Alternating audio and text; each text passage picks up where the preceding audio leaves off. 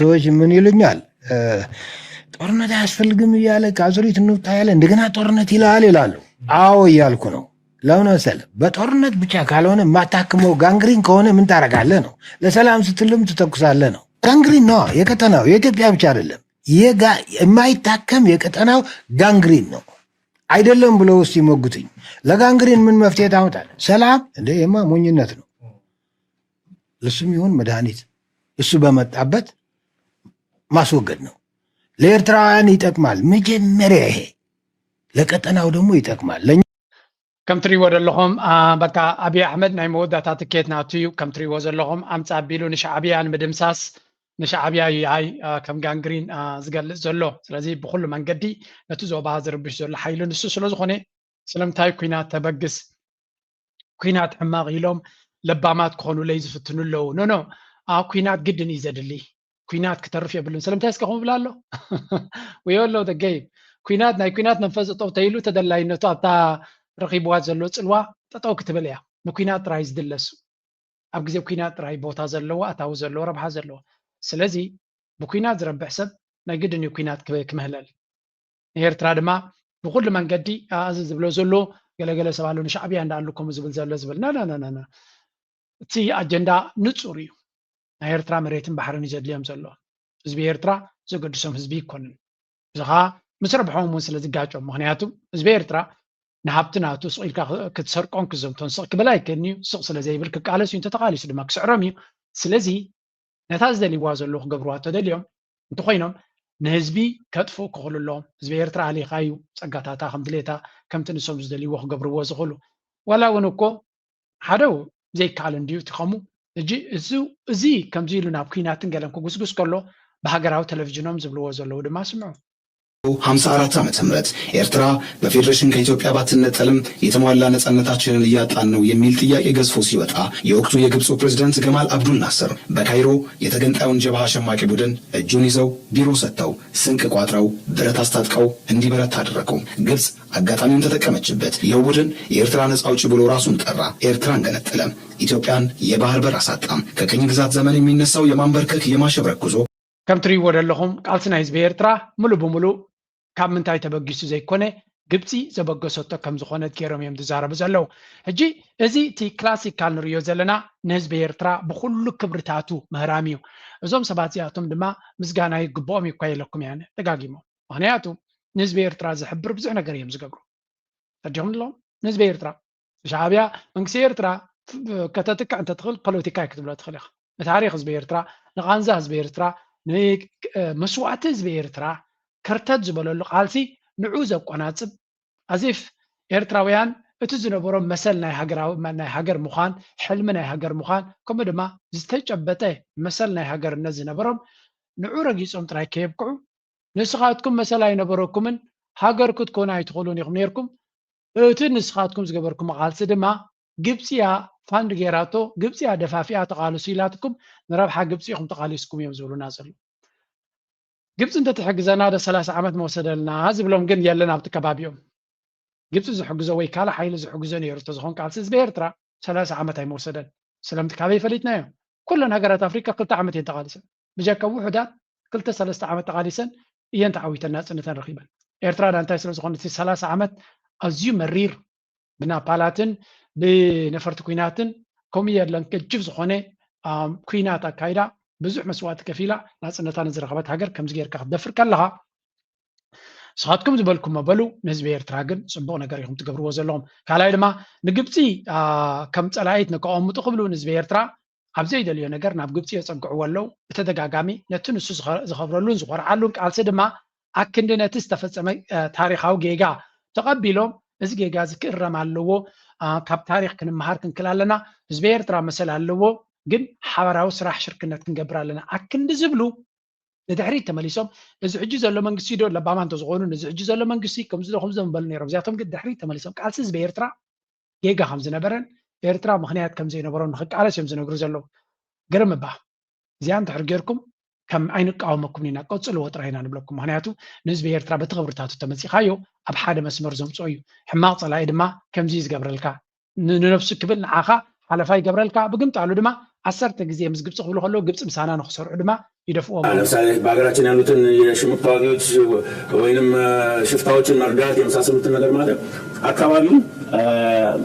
አንስቴብል ወይንም አለመረጋጋት እንዲፈጠር ነው። እንግዲህ ግብጽ ቀደም ሓንቲ ከስዓኩም የድሕሪክ ሓልፍ የብዚ ብዛዕባ ግብጽ ዝብሎ ዘሎ ስምዕዎ ባሉት ጊዜያት ኢትዮጵያ በሀገር ውስጥ ያሉ ባንዳና የውጭ ባዕዳንን በማደራጀት የውስጥ ሰላምን በመንሳት ልማት እንዲደናቀፍ በማድረግና ሌላም ብዙ ታሪካዊ ነገሮችን መምዘዝ ይቻላል። የግብጽ ሴራ በፖለቲካ ሳይንስ መነጽር እንዴት ይታያል? በተለይ ምንድነው ምክንያቱ ምንድነው ያረግናት የሚለው ነገር። አመሰግናለሁ ድጋሚ። እንግዲህ እዚህ ላይ መጀመሪያ ማየት የሚገባን የግብጽ መንግስት ስሪቱን ነው ማየት ያለብን። እንዴት ነው የግብጽ መንግስት የተመሰረተው ስንል እንግዲህ ሁለት ምክንያቶችን አትሊስት ማንሳት እንችላለን። የመጀመሪያው እንግዲህ ግብጽ ብዙ ሺህ ዓመታትን በኮሎኒ ውስጥ ነው ያሳለፈችው። ብዙ ሺህ ዓመታትን እንግዲህ ከ5 ሀገር በላይ በጥቂቱ ማለት ነው እየተፈራረቁ የገዙት መንግስት ነው። እንግዲህ የግብጽ መንግስት በዚህ ሁኔታ እየተመሰረተ በመሆኑ በምንም መመዘኛ የግብጻውያንን ፍላጎት የአካባቢ ያሉትን ህብረተሰብ ኢትዮጵያን ጨምሮ ፍላጎት የሚያካትት አይደለም። ኦኬ እንታይ ብላ ለመስልኩም እዚ ከም ኤክስፐርት መጽያ ሀገራዊ ቴሌቪዥን ይዛረብ ዘሎ ግብጽ ስለምንታይኩም ጌራትና ዘይኮነ ክንብል ዘለና አመጻጻ ናይ ግብጽ ታሪክ ናይ ግብጽ ኢና ከነጽንዕ ዘለና። ግብጽ ናይ ብዙሓት ሃገራት መግዛእቲ ዝራየት ሃገር እያ። ስለዚ ብመግዛእቲ ዝመጸት ሃገር ስለዝኾነ እቲ መንግስቲ ኣብ ግብጽ ዘሎ ንህዝቡ ዝውክል ኣይኮነን፣ ንረብሓ ህዝቡ ዝሰርሕ ንረብሓ ናይቶም ጎረባብቲ ዝሰርሕ መንግስቲ ስለዘይኮነ ካብ ከምዚ ዓይነት መንግስቲ ጽቡቕ ነገር ክንጽበይ ንኽእል ኢና እዩ ዝብል ዘሎ። ናይ ኢትዮጵያ መራሒ ኣብ ኢትዮጵያ ትበሃል ሃገር ኮይኑ ከም ዝብል ዘሎ መራሒ ናቱ እቲ ዝኸርዑ ሃይለ ስላሴ ሃዲሙ ኣብ ዓዲ እንግሊዝ ዕቑባ ገይሩ 5 ዓመት ዝተቐመጠ እዩ። ካብኡ ተሰኪሞም ብመርከብ ገይሮም ኣምፂኦም መራሒ ዝገበርዎ እዩ። ሙሉእ ብሙሉእ ናይ ኮሎኒያል ኮንስትራክት ዝኾነት ሃገር እያ እዚኣ። እዛ ሕጂ ዘላ ፎርም ኢትዮጵያ ናይ بعد ናይ ኤውሮጳውያን መግዛእቲ ናይቶም ገዛእቲ ዝነበሩ ንሳቶም ንዓታቶም ብዘርብዕ መንገዲ ዝገበርዋ እዮም። ኣብ ነፍሲ ወከፍ ስርዓት ናቶም ድማ ሃይለ ስላሴ መጋበርያ ናይ ካልኦት ነይሩ። ደርጊ ብዓብዩ ሰርቲፊኬት ደውፀት መጋበርያ ናይ ሕብረተሰብ ቤት ነይሩ። መለስ ከም ድሌትካ ብብዙሕ መንገዲ ናይ መን ከም ዝነበረ ኩሉ ሰብ ዝፈልጥ እዩ። ኣብይ ኣሕመድ ድማ ካብ በዓል ኣሜሪካን ራሻን ወዲቑ ሎሚ ኣብ ናይ ዓረብ መጋበርያ ኮይኑ ኣሎ። ስለዚ ከምዚ ዓይነት መንግስቲ ዘለዎም ሕፍረት ዝበሃል ኣብ ሃገር የለን። ግን ያ ስራሕ ኢኻ ክዳንካ ጣጻዕዳ ኢኻ ባድላኻ ተኸዲንካ ብሃገራዊ ቴሌቪዥን መፂኻ ዘሎን ዘየለን ትዛረብ ወርሓዊ ደሞዝካ ትገብር ምክንያቱ ገዛ ክራይ ከፊልካ ክትነብር ስለ ዘለካ ና ኣብ ልዕሊ ግብፂ ሰፊሕ ዝኾነ ወታደራዊ ሰፊሕ ዝኾነ ፕሮፓጋንዳ ጀሚሮም ኣለዉ። ስለምንታይ ከምኡ ኮይኑ ዘሎ እንድሕር ኢልካ ድማ መጀመርያ ብክልተ ነገር ክንጅምር ኢና። እዚ ጉዳይ እዚ ብሱዳን ክንጅምሮ ኢና። ብግብፅን ሱዳንን ብክልተ መንገዲ ክንሪኦ ኢና። ግብፅ እንታይ ጌራቶም እዮም እዩ ዝብሉ ዘለዉ ደብ ጅቡቲ ንምምዕባል ሰለስተ ተወሰኽቲ ስምምዕነታት ፈሪማ ተባሂሎም ኣብ ዝሓለፈቶም ጸብጸባትና ግብፂ ወደባት ዓሰብን ጅቡትን ንምምዕባል ኣብ ስምምዕነት ከም ዝበፅሐ ተጸብጺብና ነርና። እዚ ምስ ኤርትራን ጅቡትን ዝተገብረ ስምምዓት ካይሮ ብዚ ናሽናል ጋዜጣ ድሕሪ ምጾም ብማዕኸናት ዜና ዓለም ብሰፊሑ ኣዘራራቢ ኮይኑ ቀንዮም። እዚ ከምዚ ኢሎም ከሎ ድማ ስነ ስርዓት ምፍራም ሓደ ካብዞም ስምምዓት ትማሊ ኣብ ጅቡቲ ከም ዝተኻየደ ተፈሊጡ ኣላ። ሰበስልጣን ግብፂ ትማሊ ናብ ጅቡቲ ተጓዒዞም ሰለስተ ስምምዕነታት ፈሪሞም።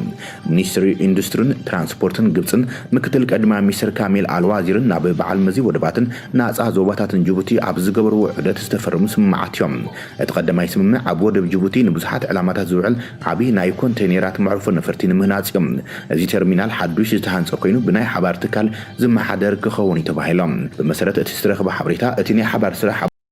ኤነርጂ ካምፓኒዎች ናቸው እንግዲህ ጅቡቲ ኢትዮጵያ ላይ ያላትን የኢነርጂ ዲፔንደንስ ወር ደግሞ በጅቡቲ የምትጠቀመውን የኢትዮጵያን የኤሌክትሪክ ኃይል ለመቀነስ በማሰብ እንግዲህ ስምምነት የፈጸሙት ከጅቡቲዎች ጋር። ግብጽ የትራንስፖርትና የኤነርጂ ሚኒስቴር ነው እንግዲህ ፐርሰናሊ በመሄድ እነዚህን ፕሮጀክቶች የመረቀውና ከዚህም በተጨማሪ ደግሞ የግብጽ የተለያዩ የኤነርጂ ካምፓኒዎች ሓደሩም ኩባንያ መጓዓዝያ ባሕርን መሬትን ከምኡን ብመንግስቲ ጅቡቲ ዝውነን ግሬት ሆርን ኢንቨስትመንት ክኸውን እዮም። እቲ ፕሮጀክት ኣብ መንጎ ሕጂ ከም ንሪኦ ዘለና ግብፂ ንኢትዮጵያ ከተዕብዶም እያ ደልያ ደላ ዕዳን ይበሃል። እዚ ኣብ ጅቡቲ ኣትያ ጥራይ ኣይኮነን ዝዕብዶም ዘሎ ግብፂ ትገብሮም ዘላ ንኢትዮጵያ ኣካል ኣርእስቲ እዩ። ደንቀነ ድማ እንታይ ኢሏቶም ኣላ ሓደ ዓብዪ መጠንቀቕታ ይባቶም ኣላ። እዚ መጠንቀቕታ እዚ ድማ ካብቲ ዘለዎ ኩነታት ናብ ዝገደደ ይወስዶም ዘሎ እንታይ ዝብል መጠንቀቕታ እዩ? ዝኾነ ይኹን ዲጋ ብዘይ ፍቃድ ናይ ኢትዮጵያ ብዘይ ምስ ግብፂ ከይተዘራረብካ ኢትዮጵያ ዝኾነ ይኹን ዲጋ ክትሰርሕ ኣይነፍቅድን ኢና ኢሎም ኣለዉ ናው ንኢትዮጵያውያን እዚ ሓያል ፅፍዒት ኣብ ገጾም እዩ ኣብ ዓድና ኣብ ሃገርና ንሕና ናይ 1300 ዓመት ታሪክ ዘለና ጀጋኑ ደገለዶ ደቂ ክስቶዶ ዝብሉ ፀንሑ ኣብ ዓድኹም ዲጋ ይትግበሩ ይበሃል ኣለዉ ምሽ ናብ ዓሰብ ዶ ናብ ካልእ ናይ ሉላዊ መሬት ናይ ካልኦት ሃገራት ኣይጠምቱ ዘይኮነሲ ኣብ ሃገርኩም ዲጋ ከይትገብሩ ዲጋ ከም ድሌትኩም ክትገብሩ ትኽእሉ ናብቲ ናይ ኒል ከባቢ ዘሎ ግን ኒል ዝብገሰሉ ከባቢ ግን ዲጋ ክትገብሩ እንድሕር ኮይንኩም ክንዘራረብ ክንክእል ኣለና ምክንያቱ ኒል ንዓና ሂወት ስለ ዝኾነ ዝብል ስነ መጎት እዩ ስለዚ ኢትዮጵያውያን ብግብፂ ጨርቆም ክድርቡ እዮም እዚ ዘብላ ዘሎ ግብፂ ድማ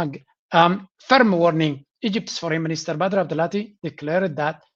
no new dams will be allowed on the Nile unless agreed in advance and in compliance with international law. ስለዚ ተረዳዲካ ብዓለም ለኻዊ ሕጊ ተሰማሚዕካ እንተዘይኮይኑ ሓድሽ ዲጋ ኢትዮጵያ ንክትሰርሕ ኣይነፍቅድን ኢና እዮም ዝብሉ ዘለዉ ስለዚ response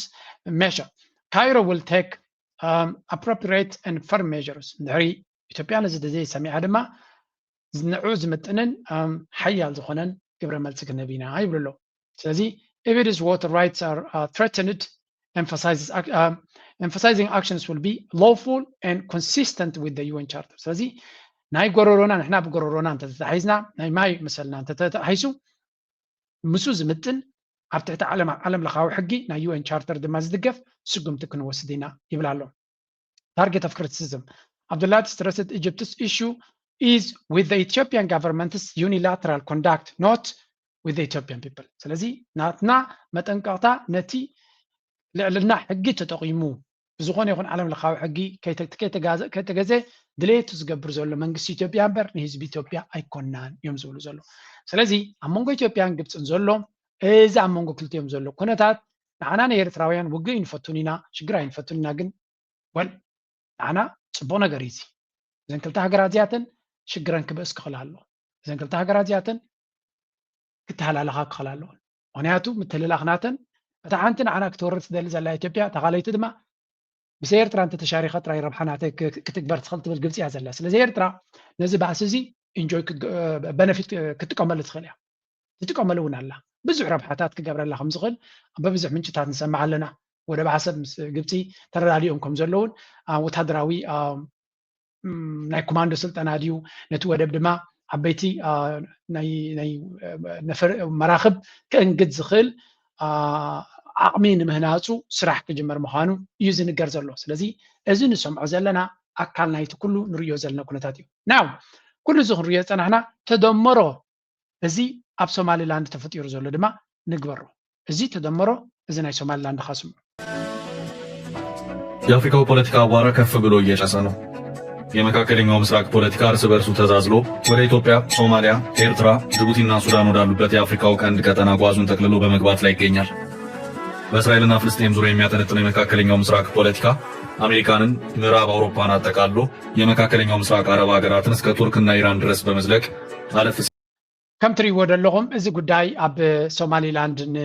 ኣፍልጦ ንምሃብ ተባሂሉ ተበጊሱ ዘሎ ጉዳይ ክንምንታይ ናብ ካልእ ማዕዘን ክኸይድ ከም ዝኽእልን ልዕሊ ኩሉ ድማ ንሱፐር ፓወርስ ንብሙልአን ረብሓናተን ከውሕሳ ክጓየያ ከም ዝኽእላ እዩ ዝንገር ዘሎ ስለዚ ቀርኒ ኣፍሪቃ መናሃርያ ወይ እውን መዋፈሪ ክንብለ ንኽእል ኢና መእንገዲ ናይ ፅጋባታት ክኸውን ከም ዝኽእል ግምት ኣሎ እዚ ኸ እንታይ እዩ ዓበይቲ ሃገራት ከምኡ ድማ ማእከሎት ሓያላት ረብሓታቶም ንክሳልጡ ወይ እውን ንዘይ ምስምማዕናቶምን ንዘይ ምርድዳናቶምን ቅልፅሞም ኣብዚ ዞባ እዚ ጭዋዶኦም ኣብዚ ዞባ እዚ ከርእዩ ክፍትን እዮም እዚ ድማ ንዓና ዓብ ሓደጋ ዓብ ክሳራ እዩ እንታይ እዩ ዘጂ እስራኤል ነቲ ጉዳይ እስራኤል ዝኣተወቶ ከባቢ ናይ ኩናት ክኸውን ከም ዝኾነ ፍሉጥ እዩ እስራኤል ናይ ልምዓት ሃገር ኣይኮነን ስለዚ እዚ በዚ ጀሚሩ ዘሎ ፑቲን ኣብ ሱዳን ወደብ ይደሊ ከም ዘሎ ግልፂ ዝኾነ ነገር እዩ ንዑ ንምርካብ ድማ ብዙሕ ኣሰላልፋናቱ ናብኡ ዘተኮረ እዩ ዘሎ ቱርኪ ድማ ተመሳሳሊ ካብ ሶማልያ ሕጂ ናብ ሱዳን ንክኣቱ ብዙሕ ተበግሶታት ይገብር ከም ዘሎ ዝንገር ዘሎ ነገር እዩ ስለዚ ቻይና ድሮ ኣብቲ ጅቡቲ ፅቡቅ በይዛ ኣለዎ ምስ ኤርትራ ፅቡቅ ዝምድና ኣለዎ ምስ ሱዳን እውን ፅቡቅ ዝምድና ኣለዎ ስለዚ እዚ ጉዳይ እዚ ናይ ሶማሊላንድ እስራኤል ኣላ ንኣሜሪካ ሰሓሒባ ናብኡ ክትእትዋ ከም ትኽእል ዝግመት ነገር እዩ ስለዚህ እዚ ከምዚ ኢሉ እናሃለዎ ከሎ ሓደ ኣገዳሲ ኩነታት ተራእዩ ኣሎ እዚ ኩነታት እዚ ድማ ሓንቲ ኣርቲክል ወፂኣ ኣላ ኣብዚ 2-3 ኣርቲክል እስከረየኩም እየ መጀመርያ ሱዳን እዚኣ መራእይዋ እዛ ቪድዮ እዚኣ ለንቀነ ኣገዳሲት ኮይና ዘላያ ናይ ሶማልያ መራሒ ድሕሪ እዚ ናይ እስራኤል መጥቃዕቲ ናብ ክልተ ሃገራት ጌሽ ኣሎ መጀመርያ ናብ ጅቡቲ ከይዱ ናብ ኤርትራ ክመፅእ ዝግበኦ እዩ ኤርትራ ክትቅበሎ ስለዘይትደሊ ምስ እውን ፅቡቅ ስለዘየላ ምስ ትመራሕ ማለት ምስ ሶማልያን እኳ ፅቡቅ እያ እኮ ትርኢ ኤርትራ ምስ መራሒ እዚ ግን ፅቡቅ ስለዘይነበረት ኣካይዳናቱ ሕማቅ ስለዝነበረ ናብ ኤርትራ ክመፅእ ኣይከኣለን ናብ ጅቡቲ መፅኡ ምስ ጅቡቲ ተረዳድዩ ድሕሪኡ ቀጥታ ናብ ቱርክ ከይዱ ምስ መራሒ ናይ ቱርክ ተራኺቡ ኣሎ ቱርኪ ኣብዚ ጉዳይ እዚ ከምታ ኣብ ዝሓለፈ ዝገበረቶ ምስ ሶማልያ ብዙሕ ርክባት ከም ዘለዋን ብዙሕ ረብሓ ከም ዘለዋን ነዳዲ ኣብ ምፍታሽን ሃብቲ ዓሳ ናይቲ ሶማልያ ገማግም ናይ ሶማልያ ምስ ቱርክ ኮይኖም ክጥቀምሉ ስለዝኾኑ ስለዚ ቱርኪ ዓብይ ኢንተረስት እዩ ዘለዎ ሶማልያ እዚ ኩሉ ዝከኣላ ክትገብር ምዃና እቲ ካልኣይ ኣገዳሲ ግን እዚ ናይ ሶማልያ ጥራይ ኣይኮነን ካልኣይ ቀንዲ ኣገዳሲ ኣብ ዝርከብ እዚ እዚኣ ኣብዚ ዘለያ ለሚ ሸዊ ኤግዛክትሊ እዚኣ እታ ካልኣይቲ ቀንዲ ኣገዳሲት እያ ኣልቡርሃን ኣብ ሱዳን ኣብ ቱርክ ከይዱ ኣገዳሲ ስምምዕ ገይሩ ተመሊሱ ከም ዘሎ እዩ ዝንገር ዘሎ ተመሊሱ እንታይ ክገብር ይደሊ ኣለኸ ካብ ቱርኪ ከምኡ ድማ ምስ ኤርትራ ተራኺቡ ምስ ስዑድያ ተራኺቡ ምስ ግብፂ ተራኺቡ ምስ ቱርክ ተራኺቡ ምስ ቀጠር ተራኺቡ ኣሎ እንታይ ንምግባር እዩ ዝኽእሉ እንድሕር ኢልኩም ድማ ዌል there is a new plan እዚ ፕላን እዚ ድማ ስምዕዎ ሰራዊት ሱዳን ካብ ብወገን ኢትዮጵያ ይመፅእንሎ ዝበሉ መጥቃዕታት ንምክልኻል ሰራዊቱ ኣብ ተጠንቀቕ ከም ዘሎ ኣፍሊጦሎም ሰራዊት ሱዳን ነቲ ካብ ኢትዮጵያ ዝመፁ ዘሎ መጥቃዕታት RSF ንምምካት ምድላዋትና ወዲእና ኣለና ክብል ኣፍሊጦም ሓደ ላዕለዋይ መኮንን ሰራዊት ሱዳን ንጋዜጣ ሱዳን ትሪቡን ኣብ ዝሃበ ሓበሬታ ተናሓናሓዮም ዝኾነ ቁልጡፍ ወሃብ ደገፍ ወይ ድማ RSF ካብ ኢትዮጵያ መጥቃዕታት ንምፍፃም እናተሸባሸበ ከም ዘሎ ይሓቢሮም እቲ መጥቃዕቲ ናብተን ኣብ ዶባት ኢትዮጵያ ዝርከባ ኣብ ክልል ሰማያዊ ኣባይ ዝርከባ ከተማታት ኩማን ጉሳን ዓለምም ምዃኑ ሓበሬታት ምዝበፅሖምን ነዚ መጥቃዕቲ እኹል ምድላዋት ከም ዝገብሩ እቲ ወታደራዊ መራሒ ገሊፆም ብመሰረት ፀብፃባት ኣብ ደቡባዊ ምብራቅ ሱዳን ኣብ ዝርከብ ክልል ሰማያዊ ናይል ዝንቀሳቀሱ ዝነበሩ ሓይልታት RSFን መሻርክቱን ኣብ ዝሓለፈ ወርሒ ሓምለ ከቢድ መጥቃዕቲ መንግስቲ ድሕሪ ምፍፃሙ ካብቲ ከባቢ ክወፁ ተገዲዶም እዮም ይብል ፀብፃብ እዞም ዕጡቃት ኣብ ቀረባ ዝርከባ ኢትዮጵያን ደቡብ ሱዳን ብምእታው ንነብሶም ክውድቡ ከም ፀንሖም እቲ ኣዛዚ ሰራዊት ኣብሪሆም እቶም ኣብ ኢትዮጵያ ዝመደበሮም ዕጡቃት ኣብ ዝቕፅሉ ሰሙናት ፀረ መጥቃዕቲ ምፍፃም ምድላዋት ይገብሩ ከም ዘሎም እቲ ሓላፊ ነቲ ጋዜጣ ገሊጹላ RSFን መሻርክቱን ኣብ ዘውፅዎ መግለፂ ኣብ ክልል ቤንሻንጉል ጉሙዝ ኢትዮጵያ 4 ቦታታት ናይ ታዕሊም ማዓስከራት ተዋሂቦም ከም ዘሎም ቤንሻንጉል ጉሙዝ ምስ ግዛኣት ሰማያዊ ናይል ሱዳን ከም ዝዳው እቶም ማዓስከራት RSF SPLM ናይ ዩሱፍ ቱካ ውድብ ዕጡቃት ኦቢድ አቡሽታል ከምውን ኢትዮጵያን ደቡብ ሱዳን ክራይ ሰራዊት ዝነብሩሉ ምዃኖም ገሊፆም ላዕለዎት መራሕቲ ናይቶም ዝጠቐሶም ዕጡቃት ኣብ ርእሰ ከተማ ክልል ቤንሻንጉል ጉሙዝ ኣሶሳ ከም ዘሎም ምስ ምንጭታቱ ከም ዝረጋገፀ ወሲኹ ሓቢሮሎም እቲ ሓላፊ ወሲኹ ነዞም ዕጡቃት ዝኸውን ብዙሕ ኣፅዋር ካብ ሕቡራት ኤሚሬትስ ዓረብ ተፃዒኑ ናብቲ ኣብ ቤንሻንጉል ጉሙዝ ዝርከብ መዕርፎ ነፈርቲ ከም ዝተጋዓዘ ምንጭታቱም ኣብ ቀረባ እዋን ከም ዘፍለጥውን ሓቢሮሎም እዚ ድማ ኣካል ናይቲ ኣብ ከተማታት ኩሙን ገሳን ዝካየድ መጥቃዕታት ምድላው ምዃኑ ገሊፆም እዚ ከምዚ ኢሎም ከሎም ቴሌቪዥን አልጀዚራ ቅድሚ ሒደት ሰሙናት ኣብ ትማሰለ ሓበሬታ ከም ትሪእዎ ዘለኹም ናብ ኢትዮጵያ ናብ ተፈላለየ ኤርፖርታት ናይ ኢትዮጵያ ዝውሕዝ ዘሎ ኣፅዋር ካብ ኢማራት ካብ ግዜ ናብ ግዜ እና ኣገራሚ እናኾነ እዩ ዝመፅእ ዘሎ እዚ ኣፅዋር እዚ ድማ ብቐጥታ ንኣብዪ ኣሕመድ ነቲ ዝገብሮ ዘሎ ኩናትን ክሓስቦ ዝኽእል ኩናትን ዝኸውን ኣይኮነ እንታይ ዳ መጋበርያ ስለ ዝኾነ እዚ ኣፅዋር እዚ ንሱዳን ገፁ ክኸይድ ዝኽእል ምዃኑ እዩ ዝንገር ዘሎ ስለዚ RSF ኢማራት ክንዱ ክትዕጥቋ ትኽእል እንተኮይና ንሰራዊት ሱዳን ሙሉእ ብሙሉእ ክትዕጥቕ ትኽእል ኣብ ሶማልያ ብድሆ ገጢምዋ ዘሎ ቱርክያ ሕጂ ድማ ኣብዚ ለንቀነ ዝተገበረ ርክባት ብዙሕ ስምምዓት ከም ዝተገበረ እዮም ዝነግሩ ዘለዉ መጀመርያ ሱዳንን ቱርክን ኣዝዩ ኦርጋናይዝ ዝኾነ ሓይሊ ኣቑሞም ከም ዘለዉ እዩ ዝንገር ዘሎ እዚ ድማ ቱርኪ ምናልባት ምስ ናይ ኢማራት ዝወዳደር እቲ መንግስቲ ናይ ቱርኪ ምስ ናይ ኢማራት ዝወዳደር ናይ ገንዘብ ጭዋዳ ክህልዎ ይክእልኒ ግን እታ ገይም ከመይ መሲልኩም ምስ ቱርኪ ኩሉ ግዜ ብገንዘብ ዝሰርሕ መን እዩ ቀጠር ዝበሃል ሃገር ኣሎ ከምኡ ድማ ስዑድያ ክሰርሕ ክእል እዩ ስለዚ ገንዘብ ምሃብ ስዑድያን ቀጠርን ክህቡ ይኽእሉ እዮም ገንዘብ ኣለዎም እዩ ኣፅዋር ክህብ ዝኽእል ኣፅዋር ሰሪሑ ክርክብ ዝኽእል ግን ቱርኪ እዩ ስለዚ ቱርኪ ድማ ነዚ ቢዝነስ እዚ ቁፅሪ ሓደ ዝፈልጦ ሰብ እዩ ስለዚ ሱዳን ምስ ቱርኪ ዕምቆ ዘለዎ ሽርክነት ምግባር ንባዕሉ እቲ ቱርኪ ሓያል እዩ ብዙሕ ነገራት ኣብ ከምዚ ድራማታት ኣብ ምስራሕ ሓያል ዓቕሚ ዘለዎ እዩ ስለዚ ምስ ቱርኪ ሰራዊት ሱዳን ገይርዎ ዘሎ ኣዝዩ ኣገዳሲ ስምምዕ እዩ ክኸውን እዚያ ጉዳይ እዚያ ስለተፈልጠት ድሮ ገለገለ ፖለቲከኛታት ናይ ኣሜሪካ ሰራዊት ናይ ሱዳን ሓያል መጥቃዕቲ ክገብር ከም ዝኽእል ስለ ዝፈለጡ ክፈርሁ ጀሚሮም ኣለዉ እዚ ኸዓ ነታ RSF ከይድምሰስ ንኢማራት ከይትጉዳእ ማለት እዩ ምቁራፅ ናይ ተኽስን ሰላምን ክግበር ኣለዎ ብዝቐልጠፈ ይብሉ ኣለዉ ስለምንታይ እቲ ኩነታት ንሪኦ ዘለና ንኢማራት ነቲ ናይ ኢማራት ሓይሊ ነቲ RSF ክዋፅኦ ስለ ዘይከል RSF ነቲ ሰራዊት ናይ ሱዳን ሙሉእ ብምሉእ ገጢሙ ክገጥሞ ዝኽእል ኣይኮነን ምክንያቱ ዕሱባትን ገለን ቆፂርካ ምስ ሓደ ህዝባዊ ሰራዊት ሃገራዊ ሰራዊት ክትዋጋእ ይትኽእል ኢኻ የስ ሃጓፋት ረኺብካ ዕድላት ተጠቒምካ ክግበር ዝኽእል ብዙሕ ነገር ክንርኢ ንኽእል ኢና ብሓፈሻ ግን ንሪኦ ዘለና ኢማራት እቲ ትርኪ ንመንግስቲ ሰራዊት ናይ ሱዳን ዝኣክል ወታደራዊ ዓቕሚ ንክሃንፅ ክትሕግዞ ምዃና ዘርኢ ምልክታት ኣሎ ኣብ ልዕሊኡ ስዑድያ ኣብ ልዕሊ ኢማራት ኮይና ተቐይማቶ ዘላ ነቲ ሰራዊት ናይ ሱዳን ንክትሕግዝ ብዙሕ ኣስተዋፅኦ ክትገብር ከም ትኽእል ካብ ወፃኢ ድማ ግብፂ ንባዕላ ኢትዮጵያ ትገብሮ ዘላ ኩነታት ስለ ንርኢ ዘለና ንሰራዊት ሱዳን ክትሕግዝ እኹል ትሩፍ ምክንያት ኣለዋ ቀጠር ከምኡ እኹል ምክንያት ኣለዋ ኩሉ እዚ ሓይልታት እዚ ድማ ነዚ ናይ አልቡርሃን ሓይሊ ወይ እውን ንሰራዊት ናይ ሱዳን ዘድሊ ሓገዝ እንድሕር ገይሮምሉ መፅኡ ንሱ ዝኣክል ምንቅስቃሳት ክገብር ወይ እውን ስጉምቲ ንክወስድ ክሕግዞ ይኽእል እዩ ስለዚ እዚ ንሪኦ ዘለና ኩነታት ኣብ ዝቐልጠፈ ግዜ ናብ ካልእ ነገር ክቕየር ዝኽእል ኩነታት ምዃኑ እውን ምግንዛብ የድሊ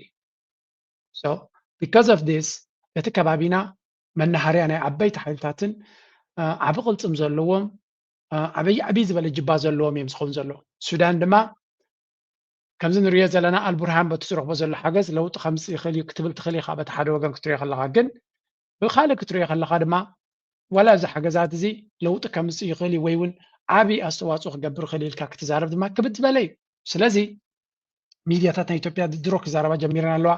ኢትዮጵያ ኣብይ ኣሕመድ ዝወስዶም ዘሎ ምርጫታት ነቲ ሃገር ናብ ዝገደደ ዓዘቕትን ሽግርን ይእትዋ ከም ዘሎ እዮም ዛረቡ ዘለዉ ውብልሲ እዚ ጉዳይ እዚ ናበይ ክበፅሕ እዩ እንታይ ክኸውን እዩ መወዳእቱ እንታይ ክኸውን እዩ ናበይ ክበፅሕ እዩ ንግዜ ንገድፎ ኮይኑ ግን ኣገዳሲ ፍጻሜ ከም ዝኾነ እዩ ዝንገር ዘሎ ናሽናሊዝም የሚያወራው ውሸት ነው ዲቃላ ናሽናሊዝም ነው አልኩ ሰፈር ሲቆጥር ይውላል ፕሪቶሪያን አንብቦ የሚያውቅ ብዙ የለም የቲፒኤልኤፍ አመራር በጣም የሚያስቀኝ መጀመሪያውም ክደውት ነበር እንደዚህ ያላልን ምን አይነት ነገር ምናልባት በቅርብ ጊዜ የጻፍኩ ነው የሆነ ደብረጽዮን በቃ ላስት ሚኒት በቃ ልንጠፋ ነው አንድ ነገር ካላረክ ነበር የሚል ተመልሶ ትንሽ ትንፋሽ ሲያገኝ ካዳችሁ ነው ዲቃላ ብሔርተኝነት እዩ ዘሎ ክብል ሚኒስትር ጌታቸው ረዳ ገሊፆም ኣማኻሪ ቀዳማይ ሚኒስትር ኣብ ጉዳያት ምብራቅ ኣፍሪካ ኣቶ ጌታቸው ረዳ ዳግም ብናይ ውሽጢ ዓዲ ሚድያ ብኣዘራራቢ ኣጀንዳ መፅኦም ኣቶ ጌታቸው ኣብቲ ተቐንጭቡ ዝቐረበ ቃለ መጠይቕ ኤንቢሲ ኣብ ትግራይ ብዘሎ ኩነታት ሕዚ ብሔርተኝነት ገለመለ ዝብልዎም ጉዳይ ኣነ ዲቃላ ብሔርተኝነት እየ ዝብሎ ክብል ተዛሪቡ ዘሎ ሕዚ ብዘሎ ኩነታት ብትግራይ ተመዛበልቲ ናብ መንበረቦቶም ክምለሱ እዩ ዝደሊ ዳግም ናብ ኩናት ዝኣተወሉ ኩነታት የለን ዝበለ ጌታቸው ኩናት ዝደልዩ መራሕቲ ግን ከምቲ ናይ ቀድሚ حزم زموتلهم من سي أيهولنيوم بزعنات بريترا زي فلتو ويزيردو مراحته وحات علو يجرمنيز بلقيتاشم كم جمرتا أتحزم عنصر سممعنات بريترا استسلفهم تسممعنات كنجبرم زجددنا كي تجبرم زجبرو نيروم يوم إلوام بمسرة سممعنات بريترا مسمانجس فيدرال ترددنا كنسرح عفالات ببوليتيكا ولزب كفتحم كنت على كم زلنام كنعمن علنا عبزب بحللهم بتسممعنات كوريوم عنصر منجس فيدرال استسلفوا حيلتات منجس قاس مسجمرم مسؤم كينا منجس فيدرال كنودغو نخلينا نابزب اليوم تغيرهم بمبال ننبر بوصاتو غريصوم لام فانو ناب كوينات اتو شعبيان ما هوحات ناي مدفع بروجكتيم مولو بمولو تخولي فيلم مسم منجست فيدرال تبعيسو يبل اتو ጌታቸው ረዳም ሬድዋንን ልኮት ነበር ብቻ ሳይሆን ነጋሪዎች ኮት ምን ለምን አትጠይቋቸው ተነጋግረን አንድ ቃል አስተዋውሳለሁ ሞዴስ ቪቨንዲ ምፈልግ ነው ይያለ ያለው ቀራኒ ስለሶ አብረን የምንኖርበት ከነልዩ ዘዛችን የሆነ መንገድ ንፍጠር ነጋሪዎች እኛ ያው እዚ ንሪኦ ዘለና ጌታቸው ረዳ መቸም አብይ አሕመድ ኣብ ጉዳይ ሶማሊላንድን ካልእ ኩነታት ናይ ኢትዮጵያ ናብ መንከራኽሮ ምሳተወ ነቲ ቶፒክ ዳይቨርት ክገብረሉ ዝደሊ ክገብረሉ ሰብ ክደሊ እቲ ኣጀንዳ ካብ ወፃኢ ንክኸውን ስለዚ ካብኡ እቲ ኣጀንዳ ክቕየረሉ እቲ ዲስካሽንን ቶፒክን ክቕየር ተኮይኑ ድማ ካልእ ሰብ ክደሊ ክትክእል ኣለካ ነዚ ንምትግባር ድማ እዩ እዚ ሕጂ ንሪኦ ዘለና ድራማታት ንሪኦ ዘለና ኣቐድም ኣቢልና ብዛዕባ ኩነታት ናይ ሱዳን ዘሎ ንርዛረብ ፀኒሕና ኣብ ሱዳን ዘሎ ኩነታት ሱዳን ኩናት ምስ ኢትዮጵያ ክትገብር ትኽእል እያ ዝበሃል ዘሎ ስለዚ ሻዕብያ መመሊሱ ካብቲ ኢኩዌዥን ናይ ኩናት ይወፅእ ስለ ዘሎ ከመይ ጌርካ ናብታ ናይ ኩናት መድረክ ትመልሳ ንሻዕብያ ኣብቲ መንፈስ ናይ ኩናት ከመይ ጌርካ ኤርትራ ናብ ኩናት እያ ትኸይድ ዘላ ዝብል ኣጀንዳ ናይ ኤርትራ ከመይ ጌርካ ትመልሶ እዮም ዝፅዕሩ ዘለዉ መጀመርያ እታ ናይ ኩናት ናይ ሱዳን ዝበልናያ መምራ ብርሃ ፅቡቅ ጌር ገሊፅዎ ነይሩ ስምዖ ወስገ مات ودحرات منسات أو سودان زلوا قنص كان كيدمو أو سودان زلون سالفة سودان زلوا فلكا كدمنا قرص كين يركا تايلو ودحرات منسات هذا حفتم زتن قالهم سودان زلوا قنص لا إثيوبيا نشادنا جو سودان كسفح خيل زوا خينات كون خيل بتك أزي تلقى بصراحة خمسة اللي قال يسلموا سودان زلوا قنصي سكندري كم يزعل بزلوا زون نجار لا حكنا أنا إثيوبيا أحمد كسفح زغلوا كنا تحت اللديو نزيهم كم رأي زغلوا نجاراتنا لو ساتهم كندسوا تسع عمليات كله يخل تناي سودان قنصي كل سو كم زفلتو يعني بصحة عدتات إلى اللون بقدرناتو وفشالي مرقت تاتن نتصور جرا حجرات أو قدايسو قنصي ني علي برهان لمنجست علي برهان ياترقف يونايتد عرب إماراتس التي تقام ياترقف يا رسيف هو ياترقف إيرترا دقفان مني من السودانية إثيوبيا دقفان مني تقام حيلات دقف سلسلة خاو قدمو ناي دقافن تقامن بوتين كوي كاز نورو إتناي سودان بيتشت خمس ذكر تناي سودان تقامي عري أدفانس غيرو من جست السودان ناي علي برهان من جستي ترفيو خمس نوري فلاتيو ده حركة أي تمارسو كارتون سيدون هو أنا عارفين نية أتصدق هو نيرو نجنا هذا كارتون بعدات نيرو بعدات نيرو خو كارتون عارفين شاف كين نيرو نجنا تمارس هذا مسيلون هو هذا كان زروع يزلو عبيت مقالات نيرو إثيوبيا درجة بقلصي نفتو قطعتنا international تكالات ميدياتات كم زروع إثيوبيا بقلصي نفتو كم زاتوت بمسلطن بوتا بمهاب ناي اير فورس شفان نركب اب قرار كبحر دار كم زي ماچاچوت زي تغورو زلا مخنيات واحد زتكاستايو ايرترا نتغورو بزي كبار ساون تمساسل بوتا حزا ناي ايرترا خناتات تقلعي مبار تغورو زلا استراتيجي واحد زحسن سو بقربها دقاف من انتان كركب في ناي سودان تقام حيلي ناي حاتايز بحر ناي دقالو نسبة ونسو بقر دقاف كركب انتان كابشات نامسة ناب سودان زغورو طرح أقول سلازي كونه بوزي بأنفت إثيوبيا غيرون التي من السودان موقع من انتان دقاف كركب باكر كقبر أوزي ناي مكاس أصبوتا خلو يزغبر زولة تسعر مالتيو سو بينشانغول حسكا فمزين بمتما حزوب كومناله بز أنفذي I think ጦርነት ቢጀመር አብይ አህመድ የሚወገድ ይመስለኛል እንዳልኩሽ የትግራይ ህዝብ እንደበፊቱ ብቻውን አይደለም የሚዋጋው ብቻውንም ተዋግቶ ሰርቫይቭ አድርጓል የዓለም ሰራዊት ከቦት የኢትዮጵያ የእያንዳንዱ ክልል ሰራዊት ሊትራሊ የኢትዮጵያ ህዝብ ነው አብሮ ከአብይ ጋር ሆኖ የተዋጋው ያንንም ተዋግቶ የትግራይ ሰርቫይቭ አድርጓል አሁን ደግሞ ውጊያው የትግራይ ህዝብ ብቻ አይደለም በዚህ ውጊያ ምንዋጋው ወይ በዚህ ውጊያ የሚዋጋው የትግራይ ህዝብ ብቻ አይደለም ከም ንሪኦ ዘለና እንታይና ንሰምዕ ዘለና ጉዳይ ናይ ኩነታት ናይ ኢትዮጵያ ኩነታት ናይ ትግራይ ኩነታት ናይ ሱዳን ዝተሓዋወሰ ጉዳይና ንርኢ ዘለና ኤርትራ ድማ ዳርጋ ካብቲ ዘረባ ናይ ኩናት እናተኣልየት እያ ትኸይድ ዘላ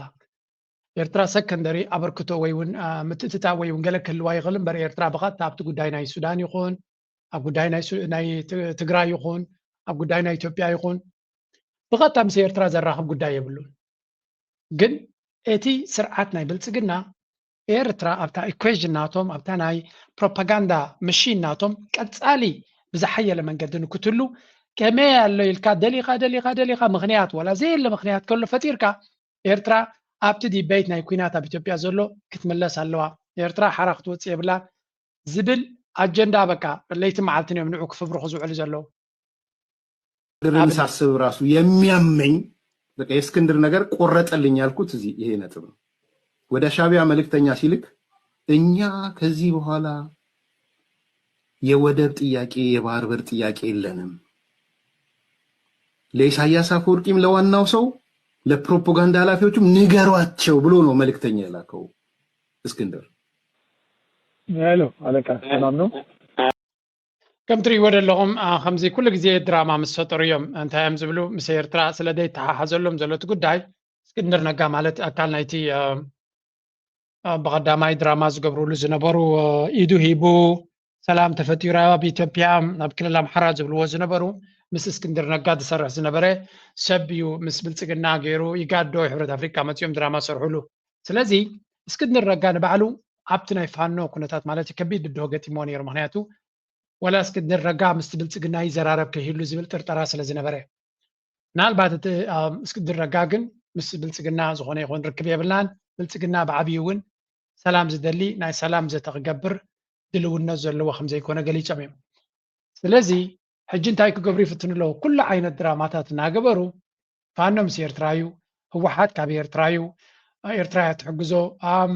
ዘሎ ሸነ ኤርትራያ ትጉዝጉሶ ኤቭሪቲንግ ናብ ኤርትራ ከለብሎ ክንክል ኣለና ዳትስ ዋይ ድማ እቲ ኩሉ ካብ ኤርትራ ስለዝብገስ ኤርትራ እንታይ ክንገብር ኣለና ኢሉ ሰምዖ ዘነይኩም እዮም ላቸው ሰዎች ምን ይሉኛል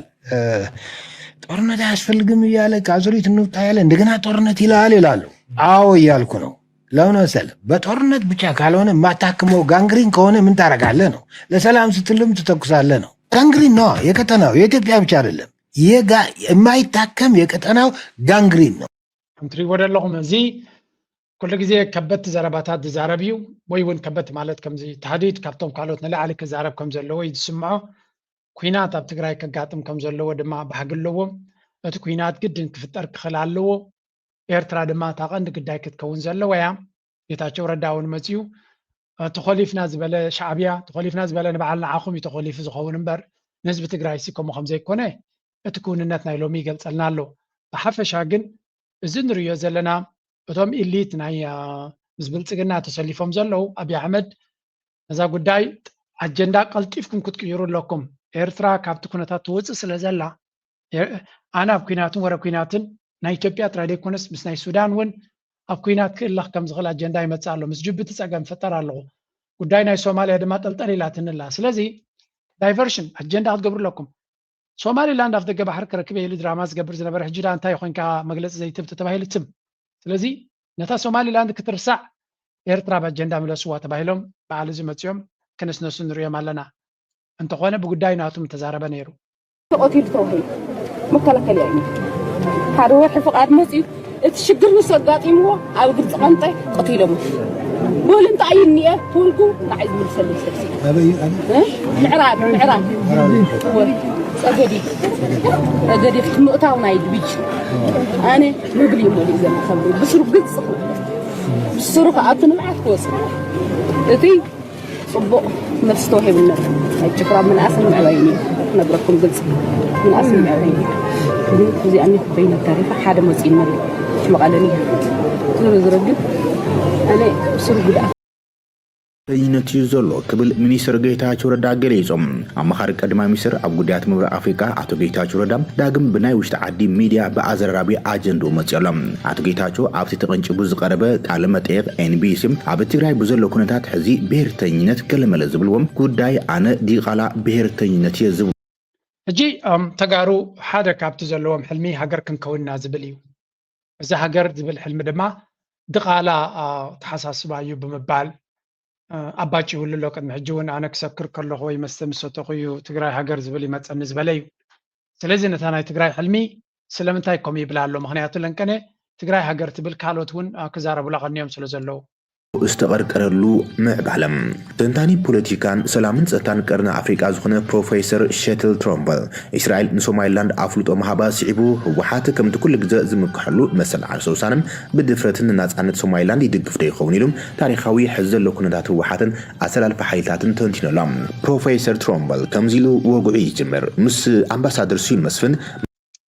እዚ ኣብ ካል ግዜ ተዘራሪብና ኣለና ነርና ስለምንታይ እምፅእ ያለኹ እስከዚኦም ስምዕዎም ውግዕ ዘለና ናታሲ ሰዋናስ መን እዩ ባዕልዋናስ መን እዩ ኤርትራውያ ከመይ ማለት ትግራይ እንታይ ክትከውን እያ ኤርትራ ኢልና እንዲና ውግዕ ዘለና ናታሲ ሰዋናስ መን እዩ ባዕልዋናስ መን እዩ ኤርትራውያ ከመይ ማለት ትግራይ እንታይ ክትከውን እያ ማለት እዩ ካብ ኢትዮጵያ ክትንፅልዋ ካብ ኢትዮጵያ ክትንፅልዋ ትግራይ ኮ ኢትዮጵያ ኮይና ኮ ይትፈልጥን ትግራይ ጸገማት ትፈትሑስ ሳብ ስመራ እዩ ፈቲኺ ጸላእኽሲ ዚያስ ክትቕበል ያለኪ ትሩኻ ጋዝያን ኣፍተ ጋዝያን ስጡዕ ይሰብ ኣሎ ዶ ኢትዮጵያውሲ ተጻዒንን እዩ ዝኒሄ كم تريوم دلهم زوم أجازيان زبالو خا حركاتي كمرداتا كابجلا كاب سمعكو بلتسجنا زخفلهم زلوا سباتيوم سلامنتاي حنت كابتي نتتصم دوز بحال كتبلاش وند حرقين كاب بقمت على خطك عمل لك صمدو أمو غيرتران تقرأين كفتر نحرقين وانتهي تقبرا مبار حنت هاجر كن كون نازل بروباغندا وسغلا مخنياتو إيرتراويان سايفت واني شو ريفرس انجينيرينج كتب له تخلي خازي نتازا لا صمدو مليسكا إيرتراويان أبزي دليوا درجة سقاقرة إيرتراويان زي دليوا ترى هذا كونسي ببرتو كك على سوا زغلو سلازي يوم زلو إذا صمدو زبحال لغنيت كما مزجمرة تقراي كم هاجر كندي ناي تقراي هاجر تنت قال تزارب انت يبلو إيرترانات نايا خا يبلوسو سلازي تي إزي زربازي نبزحات إيرتراويان أمنا إذا خطهم جن رسح بوليتيكا مخانو دما قمت يب أب قمت كنت ولنا سلامنتاي بوليتيكا بزح عينت جيمس يزلوه إيرترا مستقراي يكون مس عفار يكون مس السودان يكون مس كال شركة إنك تقبر كلا كم هاجرن كم حزبن كم إيرتراويان كنا هنا نقبره أتكالو ساعتهم زلوه زلوا wishful thinking زلوه خمزي أب فانتازي من بار ولا فانتازي ناتهم كونه يكلني مهنا تتقراي كابين أبي ودي قال لا يروالو أكلنا إثيوبيا هنا يكون تنزلا security ناتان سأقام ناتان يروالو لذا كم زكونة تتكلها زعبا هاجرن زعبا كالين كتزارب زعبا إيرترا مالتي سوم كم هاجر كحلمو جزيو مدرخ دم أنا بحكي هاجر كونس دليل تقينهم حجين ير مدرخو جن ناي بحكي تهوتتا زمل أوكزيس لزخونة كم زعتهم دما مسيهم أكندي نتجراي كم هاجر دي كم زبكت أقوم زخل زبلوا دزاربو عب زي ملكتهم عطاتهم زي تنكف بويون ولا حانت فركم زي كل إيرتراويان دما كم زي ماسيكا حيقوم قحيفهم رجيسهم زحلفوا توبيك بزعبو يدزارب زلو سلازي زي كم إيرتراويان قريتها تسلد فتل يزم صوغن كنت نقول خلنا هذا سوم دو قال كفال نايتي بتقراي زل ليت بخمي عين خطو متخم زغل ويبون بخمي عين تشرح له كله خمس زغل دما مقمات كده عملنا لي يزم صاني نقرات كلها تم قليل كان الدقيق كان ويكان عكاطر يوم بالكان نقرات كل زي بمستوى على الكتب ما تقول له زي سلازي بلا جنب مولو تصم رقم ين بلنا جن تنقاطات كهلو خدمة نسبنا كل زي ما تنقاطات وسد حبريتك نبينا نقتل زبلو وزلو تكون تاتناتهم أمن حد حدهم زخون وزلو هذا كابتي تصمدو شجر قتي مواخم زلو ملكت زيارايو لبعل جيتاتشو لبعل جنرال تركان قلبون هل زي مس برسوناليتي تحيزل تزاركو نقرات قال خلو كل دكتور دجن ونلو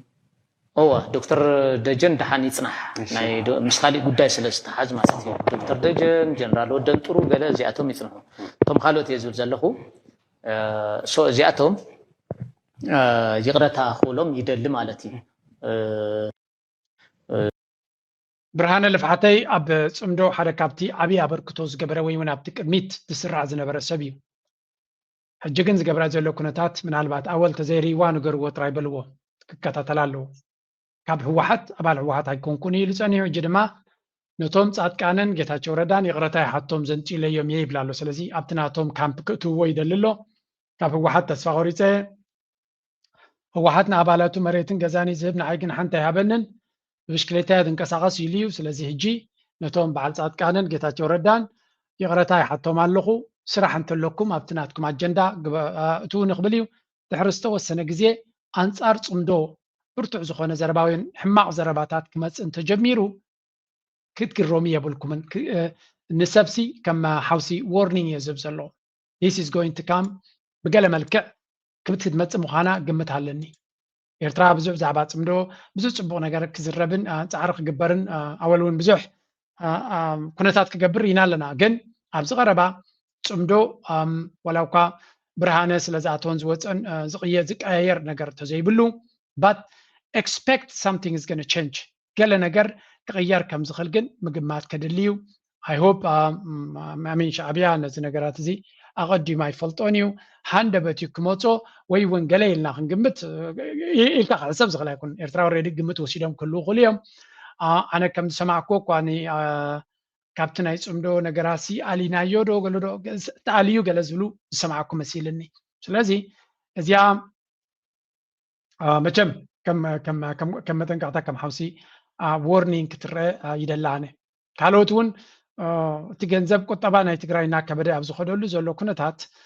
ብዙሓት ናብ ብልፅግና ገጾም ክፀጋግዑ ከም ዝኽእሉ እውን ምግማት የድሊ ንንጻድቃን ንንወዲ ወረደ ቁልፍ ናይ መንግስቲ ትግራይ ኣብ ኢድኩም እናሃለ ሓደ ናይ ፖለቲካ ፓርቲ ብጎኒ መፅዩ መፈንቅለ ፓርቲ ገይሩስ እንደገና መፈንቅለ ጊዜያዊ ምሕዳር ትግራይ ክገብር ክሻዕ ኣዲስ ኣበባ ናይ ባዕሉ ልኡኻት ሒዙ ክኸይድ እንተሎ ንስኹም እንታይ ተባኽዑ ኣለኹም እንታይ ስራሕ ኣለኩም ወቅት መንግስቲ እዚ እንድሕር ትከላኸሉ ኮይንኩም ህዝቢ ትግራይ ኮና ሓደጋ ኮይ ዘእትዞ እዞም ሰባት እዚኣቶም ኣትዮም ክሳድ ንክሳድ ተሓናኒቆም ጉሮሮን ጉሮሮ ተሓናኒቆም ተፃሪፎም በይናይ ኣንደበቶም በይናይ ናይ ዲፕሎማሲ ብቕዓቶም ደሞ ደረድሩ እዮም ዳ ተዝወፁ ነይሮም ገና ሳቶም ካብኡ ተይወፁን ሶም ተኣሲሮም ህዝቢ ትግራይ እውን TDF እውን ምድቃሱ እናሃለየ ብድሮናትን ብመዳፍዕን ዝድውደወሉ ዕድል ኮሎ እዩ ከምዚ ዓይነት ቁማር ንምንታይ እዮም ዝፀዋሆ ዘለዉ ንጌታቸውን ብፍላይ ንፃድቃንን ወዲ ወረደን እንታይ ኢኹም ትገብር ዘለኹም እንታይ ኢኹም ተባኽዑ ዘለኹም ካብዚ ብልዓል እንታይ ክመፅእ ንምንታይ ኢኹም ቶለሬት ትገብርዎ ቱ ምክኣል ህዝቢ ንምድሓን እኮ እዩ ክግበር ዝግብኦ ህዝቢ ንምጥፋእ ህዝቢ ንምብዳል ህዝቢ ንምጉዳእ እኮ ይኮነን እኮ ክግበር ዝግብኦ ሓላፍነት ኩለኩም ግዴታ ኩለኩም ማለት እዩ ስለዚ ኢትዮጵያ እንታይ ዝበሃል ከዚ ኢንፍላክስ ሂውማን ኢንፍላክስ ማለት ስደት ሓደ ሰብ ኸይድ ክልተ ሰብ ሰለስተ ሰብ ይስደድ ስደት ይበሃል ኣብ ኢትዮጵያ ግን ሂውማን ኢንፍላክስ እዩ ሂውማን ኢንፍላክስ ማለት ማለት እዩ ፍልሰት ወዲ ኣዳም ፈሪሲ እዩ ዝኸይድ ዘሎ ማለት እዩ ስለዚ ኢትዮጵያ ኣዝ ኤ ኔሽን ከምዚ ገይሩ ኮንሲደር ኮይኑ ክኸይድ ዝብል እምነት የብለኝ ከም ፈሪሲ እዩ ስለዚንቲ ካልእ ከባቢታት ድማ ጨቀጥን ገለመን ዛሱ ሕጂ ዘይኮን አጀንዳ ቀይሕ ባሕሪ ማይዶ ኢትዮጵያ ክህልው ኣለዎ ዶ ገለገለ መጀመርያ ውሽጣዊ ርግኣት ኢኻ ትገብር ካብ ደገ ምቁማር ስለዚ ዘየድሊንቲ ህዝቢ ኢትዮጵያስ ከምዚ ተብልናዮ ድኹ ናብ ሓደ ዓስብ ኢልካ እዚ ናይ ዓሰብ ናይ ማፀን ናይ ባህር በር ናይ ገለመለ ገለ ዝብል አጀንዳ ሒዞም ከድልዎ ሕጂ ኢትዮጵያ ከም ሃገር ሓደ ሃገር ከማልኦ ዝኽእል ሪኳርመንት ተማልያ ኢትዮጵያ ተልከና ይተማልእ እዩ نحن وحسنا زي بالكوين قاب كذا وشي خزقون عطبات من حزب بالقوين يعني منقسقات مسلك عصو لا تميت عصو حسب قلعت emergency food aid زي more than 7 مليون قلنا شو 10 مليون قلعس emergency food aid بتقات هو زبطه قريسهم ديم مشت درار زي بلهم فاضي مسح زي بلهم كم زي عينت سيل زي كم زي عينت سرعتن كم زي عينت اندران كم زي عينت عدم حيتراين فاينالي تهاجرنا من تاي قلت يزغي زلو انا قدم قرمك قايت اصل الناس حبنا خلناس زهاجر دي اس املا هذا ايدي امبر الامبر مودعتها انا زي ولا حشو يتغيز لا هاجريا الناس كم عساش شو عتنا عمل تعرفني انا لو بزي قرمك انا ما تشاشالم بايزوي ሶማሊያ አካባቢ ትንሽ እንቅስቃሴ ያላሉ ሸኔ በዚህ በኩል ታያሉ ፋኖ በዚህ አካባቢ ጋሸና አካባቢ ታያሉ ወዘተ ስለዚህ መንግስት መውደቂያ ደርሷል የሚለው ትንታኔ አሁንም አለ እኔ ልጅ ሆኜ ለኛ ነበር ሰው ግዙፍ ሰውም ልምታ ካለኝ ጭቅጭቅ ውስጥ ገባለሁ ቀስስ ብልት ካገኘው ምናምን ላለ ግን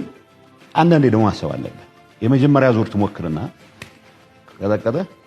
ትሞክራለህ ይሁን ሰዓት ላይ ገላጋይ ቢመጣ ጥሩ ነው እስቲል ይወደክ እየተነሳ አሁንም ካልጣልኩት ምትል ከሆነ ዘን ዩሮን አምሮ የለም በአቱ ኤክስፔንስ ስንሰው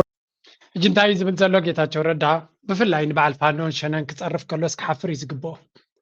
በዓል ፋኖን ሸነን ካብ ከመይ ዝበለ ትሑት ደረጃ ወታደራዊ ዓቕሚ ንፌደራላዊ መንግስቲ ዝኣክል ገጢሞም ኣፅዋራቶምን ኣቃውማናቶምን ኣብ ከመይ ደይብሎ ተስፋ ክትቆርፁ ኣለኩም እዩ ዝብሎም ዘሎ ተስፋ ዝቆረፅካ ኒትካ ዝሃብካን ስሪኻ ዝፈታሕካ ንስኻ ኢኻ ድማ ይብልዎ ኣለዉ ስለዚ እዚ ንሪኦ ዘለና ኩነታት ብብዙሕ መንገዲ ተፈላለየ ትርጉምን ትንተናን ክትቦ ትኽእል ኢኻ ግን ባሻይ ከይዳቶ ከም ዘላ ሂወቱ ምቾት ከም ዘሎ ንሪኦ ኣለና ኳሊቲ ናይ ላይፍ ናቱ ስለዚ ታረኺብዋ ዘሎ ስራሕ ኣገዳሲት እያ ንዑ ክቕፅላ ምዃኑ እዩ ግን በቲ ኮይኑ በቲ እቶም ሓቀኛ ተጋሩ ንእሽተይ ሰሚዕና ናብ ናይ ኤርትራ ክሰግር እዩ ሪቫይዝ የገበረትን ኤርትራ ኢኻ ትብለን ዘለና ኣቢሹር ስለዚህ ገበረትን ዝብል ግድና ወፀት ክትንሰስንሶ ዘለዎ ኣይመስለንን ትምድን ዘለካ ኣይትግበርውን በላበል እየ ዝብለካ ዘለኹ ሕዚ ከረንት ዳንጀር ኣብ ልዕሊ ኤርትራ ኣሎ ኢልካ ተኣመንቲ ኮይንካ እየ ዝብለካ ዘለኹ እቶም ትብሎም ዘለካ ናይ ጌፂ ጉዳይ እዮም ህሉና ኤርትራ ብዓብዩ ከጥፍእ ዝመፅእ ሓይሊ ተልዩ ኤርትራ ህንፀት ኣቦዚካ ሃንፃያ ትብላስ ኤርትራ ክትህሉ እያ ተላ እዩ ንናይ ጎራውትኻ ሰናይ ድሌት ከም ዓዲ ከምዚ ትከውንላ ደላይ ፅቡቅ እየ ክትብል ትኮንካስ መጀመርያ ክትህሉ ኣለካ ንህልውናኻ ዘጥፍእ ፖለቲካዊ ምንቅስቃስ ኣብቲ ዓዲ ክህሉ የብሉን ስለዚህ አገምጋ በዝ ነገር ካዘሉ ቁምበር ናው ጭቡጥ ምንቅስቃስ ተመጽኻ ትግራይ ብዕሊ ሪፈረንደም መካይዳስ ናይ ፍሉጦ ጉዳይ የሓተተት ምንቅስቃስ ይዘን ባህጊ ምንቅስቃስ ሶ ጉዳይ ናይ ትግራይ ምስ ኤርትራ ተሓይዞም ንኤርትራ ከዳኸሙ ክፍትኑ ከለው ትንቆ ተስፋ ዝህብ መልሲ ዝህቦም እንተሎ ከም ዝትሪእዎ ደሎም መምራብርሃ እዩ እስከ ካብ ናይ ኤርትራ ትዕዝብትታት ድማ ንርአ ብዋሕድ ዳልና ንሕመም በር ብሕማቕ ኣይንሕመና ኣምላኽ ምስጋና ብፅሓ እዩ ንዋሕድና ብሓቦና ብንሕና ስለነበርኩቶ ግን ፀላእትና ንዓና ክትምት ከለዉ ኩሉ ግዜ ምስደደን እዮም እዚ ንገብሮ ከዓ ከይደቀስና ሓዲርና ስለተቃለስና ሓንቲ ናይ 2007 ደርፊ ነርና ፋዱስ ወፊርና ፋዱስ እንተንፍደስ ብደውና እንተንታኸስ ኣይምሰረርናን ትብል ዘረባና ስለዚ ክንሰርር ኣይደለይናን ሰሪርና ክንነብር ኣይደለይናን ኣለና ስለዚ ነዚ ቃልሲ ዝኸነበርትዖ እቲ ሓደ ክፋል ናይ ፓብሊክ ዲፕሎማሲ ህዝባዊ ዲፕሎማሲ ክኸውን ኣብ ዝደለናዮ ከባቢ እንታይ ክንገብር ኣለና ብዋሕዲ ዳልና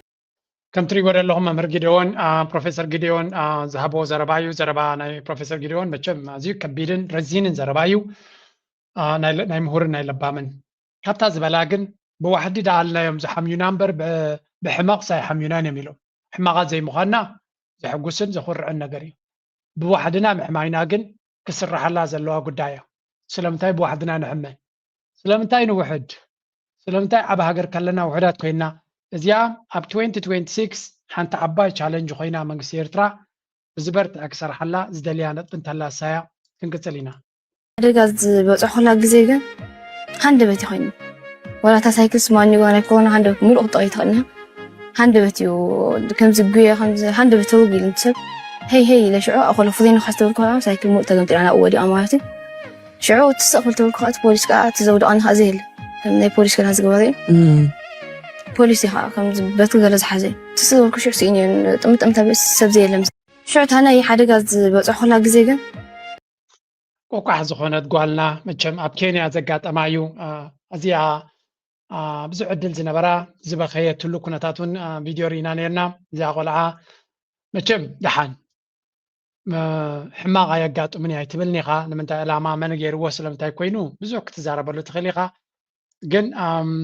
ዘሎ ይበዝሕ ኣጆ ክጥራ ይበሉልና ከምዚአን ዓይነት ውልዶ ንፍዓት ህፃናት ዓለም ብድሆ ምዃና መጀመርያ መድረኻ ሪኣቶላ ግን እሽተይ ስለ ዝኾነት ድማ ብዙሕ ዕድላት ከጋጥማ እዩ ከም ኤርትራዊ ብዙሕ ኣጎዝጎዝ ብዙሕ ፀገም ብዙሕ ብድሆታት ከም ዘለዎ እቲ ሂወት ዘይተነገረሉን ዘይተዘርበሉን እምበር በዓል ቢንያም ይኹኑ ካልኦት መወዳድርቶም እውን ወይ ወንቶም ኤርትራውያን ተቀዳደምቲ ይኹን ኣብ ካልእ ዓለም ዘለው ከም ኤርትራዊ ከም ኣፍሪቃዊ ብዙሕ ብድሆታት እዩ ዘሎ ስለዚ ነዛ ህፃን እውን ከምኡ ዝመስል ዘረባ ሰምዐ ነይረ ግን ድሓን ሞራል ናይ ሰብ ንኸይትንከፍ ኢልና ድማ ሸፈፍ ኢልና ሓሊፍና ኣለና እስከ ናብ ቅንያት ናይ 1 ዓመት ንስገር مزامات تركب بصبغ تفانو وقتلو تسفانا قبركو أنا ما 5 ترين زلهم مقبلي كرتشن 26 عام تمرت استفل عليه باناتوناتات كارتليناتات حيزة أبورناتات ناسمرا شنا عنابركو بزحتات كحاتتين زملاء سلمة شلمات علاتهم مساحاتكم دمان عمام سنة ورادرو كنيات ندتن حاجة عملت أبس مرا كم يكن زلون أبوهم قبولي نعمون أفضل لكم ورح سبع ندتن كنيات حاجة عملت خال لكم الناس المنقو عملت السلام عملت الهواء عملت قصانة بتسجلنا خال الناس يمنا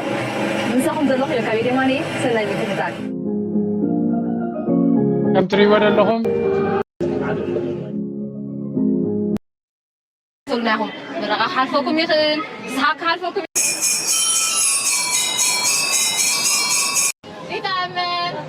حقوسكم بلي خلاصين باباخين ماماخين اخواتكي بلي نقولهم هابي نيو أسين عطا بنيو